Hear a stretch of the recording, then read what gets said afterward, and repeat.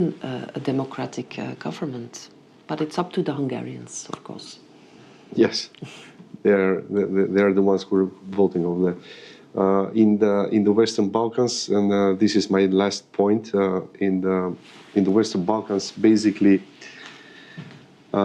people over there are thinking now these countries that are not still integrated, which is North Macedonia, Albania, Kosovo, Serbia, Bosnia and Herzegovina. So the arguments are that European Union, as you already mentioned, politically is not that strong, and it has a lot of problems inside. So our future, it's depending mostly of the United States administration, their decision and their moves. Do you think that now, after everything that is happening with the new Trump administration, European Union basically will be the one taking the lead on this one and finally complete the European Union, unite the Euro? Well, it's a very complex situation. I know many people in the Western Balkans are very disappointed in Europe because the enlargement process takes such a long time.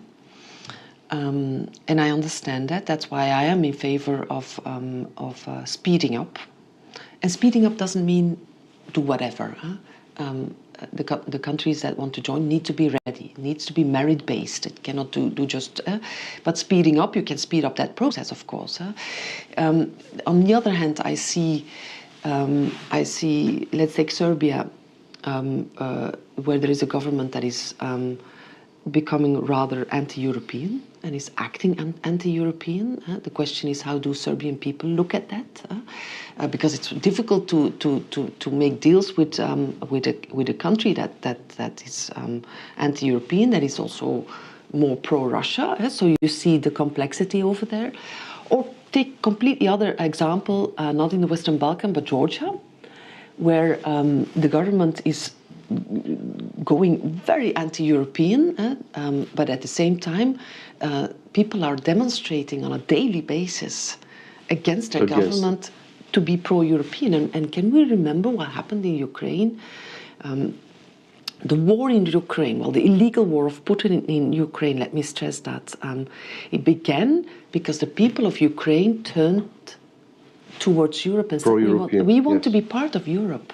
Why do people still largely want to be part of Europe? Because we are a democracy, because we have the rule of law, because we have good economies, and because we have good regulation. You want to be... I often say that to people who sometimes are very anti-European in my own country. I say, look, how many people would want to join the European Union? That's because we are still a strong project. But as I said before, it's very fragile at this moment and extremely complex. Last question. INTA is meeting tomorrow and after tomorrow as a response to President Trump. What are your expectations that this would open a dialogue with the United States? Yes, or we're going to look as a countermeasures as European Union? No, both. I think we always need to be open for dialogue, always. We are no bullies. We are the ones who want to play by the rules and we want to negotiate. That goes for the tariffs, that goes for the war in Ukraine.